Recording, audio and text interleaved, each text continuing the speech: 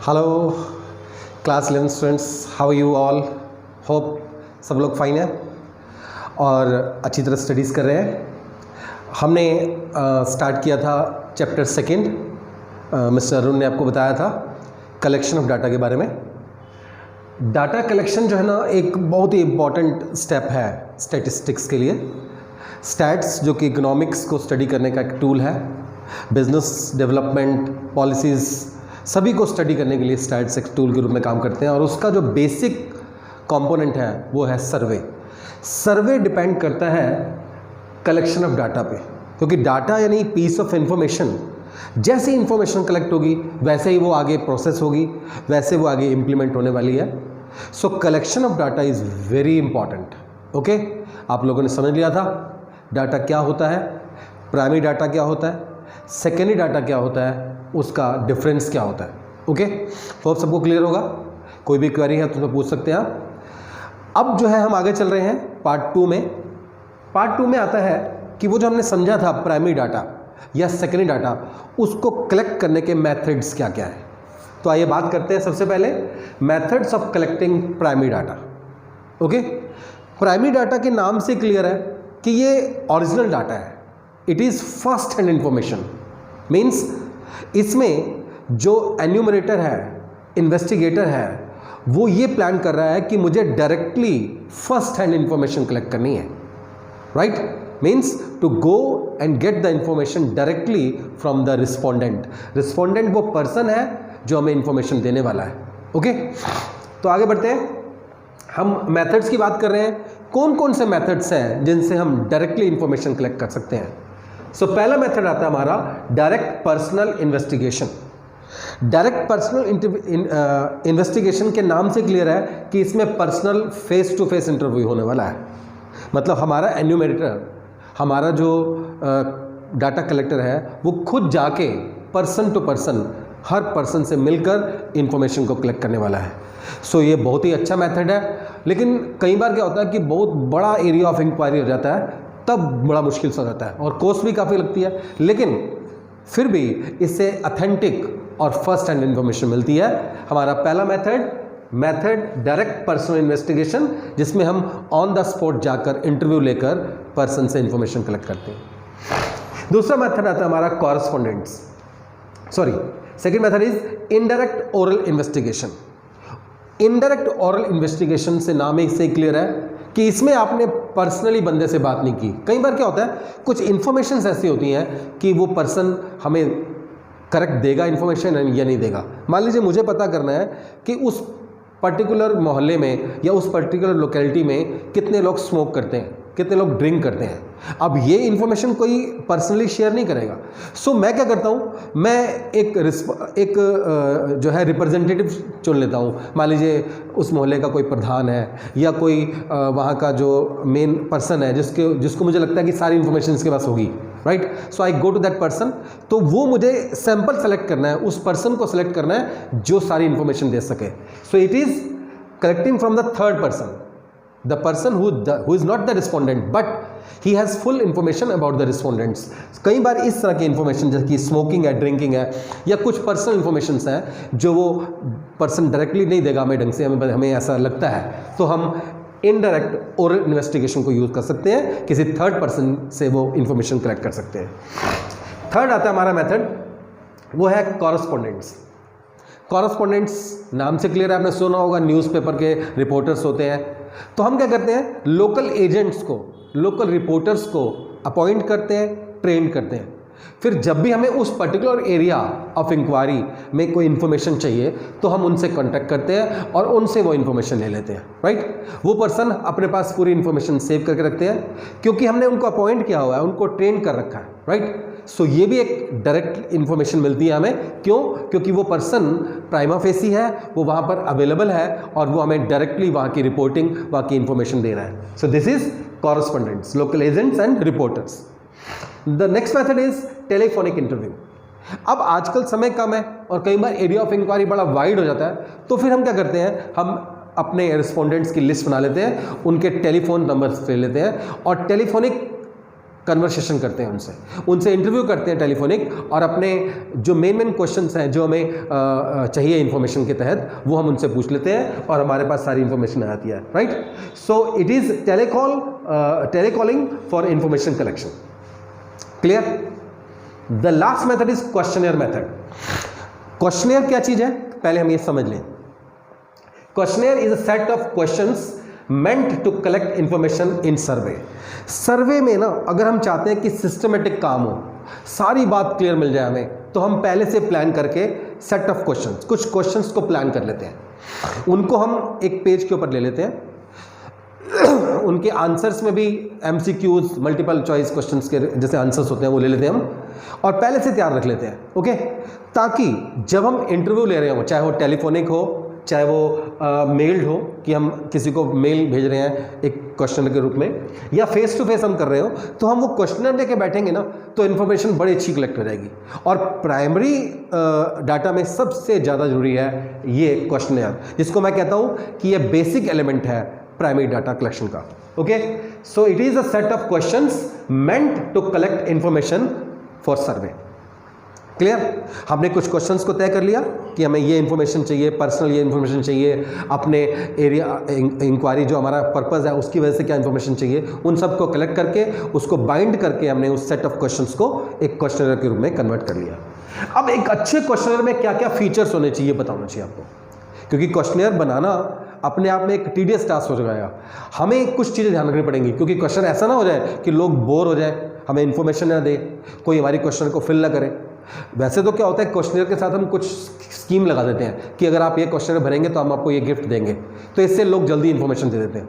बाकी हमारे एन्यूमेटर का कोई भी मेथड हो सकता है, लेकिन यहाँ हम बात कर रहे हैं कि हमारे क्वेश्चनर में क्या क्या फीचर होने चाहिए ताकि वो एक परफेक्ट क्वेश्चनर बन जाए।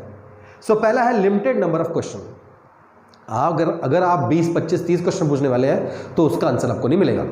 आपको अपने क्वेश्चनियर में नंबर ऑफ क्वेश्चंस लिमिटेड रखने पड़ेंगे, 5, 7, 10, क्योंकि इतना समय नहीं है हमारे रिस्पोंडेंट्स के पास, इतना पब्लिक के पास समय नहीं है कि वो सारा समय हमें दे देंगे। सो अगर हम चाहते हैं कि इंफॉर्मेशन सही मिले, टाइमली मिल जाए, तो फिर हमें नंबर ऑफ क्वेश्चन लिमिटेड रखने पड़ेंगे। सेकेंड आता है ईजिली अंडरस्टैंडेबल क्वेश्चंस। हमारी क्वेश्चनियर ऐसी हो जाए कि वो हर तरह के लेवल के लोग समझ सकें, राइट। क्वालिफाइड, सेमी क्वालिफाइड लोग, इवन अनएजुकेटेड लोग भी अगर हम उनसे क्वेश्चन पूछें तो हम वो क्वेश्चन हमारे क्वेश्चन का आंसर दे सकें, उनको बात समझ में आ रहे। इतने भी हाई फाई क्वेश्चन नहीं होने चाहिए कि क्वेश्चन समझ ना आए। समझ नहीं आएगा तो फिर इंफॉर्मेशन क्या मिलेगी हमें। Okay, next is logical order. हमारे क्वेश्चंस का ऑर्डर लॉजिकल होना चाहिए। जैसे हमने किसी का नाम पूछा, उसका एज पूछा, उसका मैरिटल स्टेटस पूछा कि वो मैरिड है या अनमैरिड है। अगर हम उसके बाद पूछ लें कि how many kids do you have, और मान लीजिए उससे पहले वाले क्वेश्चन में आंसर था कि वो अनमैरिड है, तो इस क्वेश्चन का कोई मीनिंग नहीं रहेगा।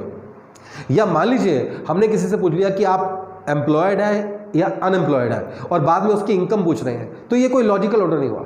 लॉजिकल ऑर्डर होना चाहिए ताकि एक सिस्टमेटिक आदमी का एक मूड होता है आंसर देने का, वो उसी सिस्टम से answer they they, easily answer they they. Next is relevant questions. जो हमारा टॉपिक है, जिसके बारे में जो हमारा पर्पस है एरिया सर्वे का, उसके हिसाब से उसके रिलेटेड क्वेश्चन पूछने चाहिए।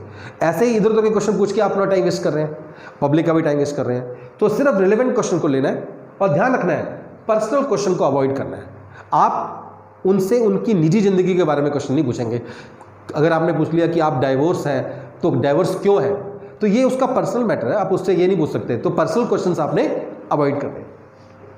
Next, avoid calculation. आपको अपने क्वेश्चंस में कोशिश करनी है कोई मैथमेटिकल कैलकुलेशन ना हो, क्योंकि हर कोई कैलकुलेशन नहीं कर पाएगा। आपके क्वेश्चन जो है ना वो विदाउट कैलकुलेशन होने चाहिए। Next is instructions if needed. कई बार क्या होता है, क्वेश्चन को ईजिली समझाने के लिए हमें क्या बात उनसे पूछनी है, हमें क्या आंसर चाहिए, हमें इंस्ट्रक्शन देनी जरूरी होती है। ऐसे क्वेश्चन जिनमें जरूरी है कि इंस्ट्रक्शन चाहिए, हम उन पे इंस्ट्रक्शन भी जरूर दें। इंस्ट्रक्शन का मतलब हमने अगर टिक मार्क चाहिए या हमें किस तरह की इंफॉर्मेशन चाहिए, मान लीजिए हमने क्वालिफिकेशन पूछी तो हमने उसके अंदर उनके मैटर्स दे दिए, उनके मेथड्स दे दिए कि आप 10th है यानी कि मैट्रिक है, इंटरमीडिएट है, ग्रेजुएट है, पोस्ट ग्रेजुएट है, तो उनको जो है एक सिलेक्शन ऑप्शन दे दिया, राइट। या मान लीजिए हम किसी से उनकी इकोनॉमिक पोजीशन पूछ रहे हैं तो वह हमने ब्रैकेट में एनुअल इनकम यानी एक इंस्ट्रक्शन दे दी कि एनुअल इनकम से हम उनकी इकोनॉमिक पोजीशन को जान जाएंगे। Next, pre testing. Pre testing का मतलब होता है पहले से ही एक रिहर्सल कर लेना। देखिए क्वेश्चन तैयार हो गया, अब अपने क्या करेंगे, कुछ पर्सनल सोर्सेज होंगे, हमारे कुछ जानकार होंगे, उनको वो क्वेश्चन देंगे, उनसे फिल करवाएंगे। अब ये जो प्रोसेस है ये पायलट सर्वे के थ्रू आती है। पायलट सर्वे का मतलब प्री टेस्ट सर्वे। हम चाहते हैं कि अपने मेन सर्वे से पहले सारी की सारी चेकिंग हो जाए ताकि कोई भी कमी अगर है, कोई भी फीडबैक है तो हमें मिल जाए और हम उसको सुधार लें। तो क्वेश्चनर की प्री टेस्टिंग होती है पर्सनल सोर्सेज पे, वो बताते हैं कि इस क्वेश्चन में ये कमी है या इसमें ये सुधार होना चाहिए, हम उस हिसाब से सुधार कर लेते हैं। तो ये सारे फीचर्स हैं और कई बार इस पर क्वेश्चन आता है कि वो फीचर्स बताइए, वो क्वालिटीज़ बताइए जो एक गुड क्वेश्चनर में, एक आइडियल क्वेश्चनर में होनी चाहिए। क्लियर हो गया? Limited number of questions, easily understandable questions, logical order of the questions, relevant questions, no personal questions, no calculations, instructions if needed and pre testing. These are the qualities of a good questioner. अब बात आते हैं हमारा method the questionnaire. Questionnaire दो तरह से कर सकते हैं, एक हम मेल कर देंगे, उनको डाक के जरिए भेज देंगे, घर पे कुरियर से भेज देंगे और इन्फॉर्मेशन कलेक्ट कर लेंगे। दूसरा फेस टू फेस, जब हम पर्सनल इन्वेस्टिगेशन में गए थे वहां पर भी हम अपना क्वेश्चनर ले जाकर उसके सारे क्वेश्चंस को पूछ सकते हैं। क्लियर? तो ये हमारे methods of collecting primary data, right? Now the second point, methods of collecting secondary data. नाम से क्लियर है, सेकेंडरी डाटा का मतलब second hand data, second hand information. ये वो इंफॉर्मेशन है, ये वो डाटा है जो पहले से ही कलेक्ट हो चुका है किसी एजेंसी के द्वारा, किसी ऑर्गेनाइजेशन के द्वारा। हमने अपने पर्पस को उनके पर्पस से मैच करके उनसे डाटा ले लेना है और अपने पर्पस के लिए उसे यूज कर लेना है। ओके, अब इसके लिए हमारे सोर्सेज कौन कौन से हैं? इसके लिए हमारे मेथड्स क्या है? एक तो है पब्लिश सोर्सेज। पब्लिश सोर्सेज का मतलब वो इंफॉर्मेशन जो ऑलरेडी पब्लिश हो चुकी है।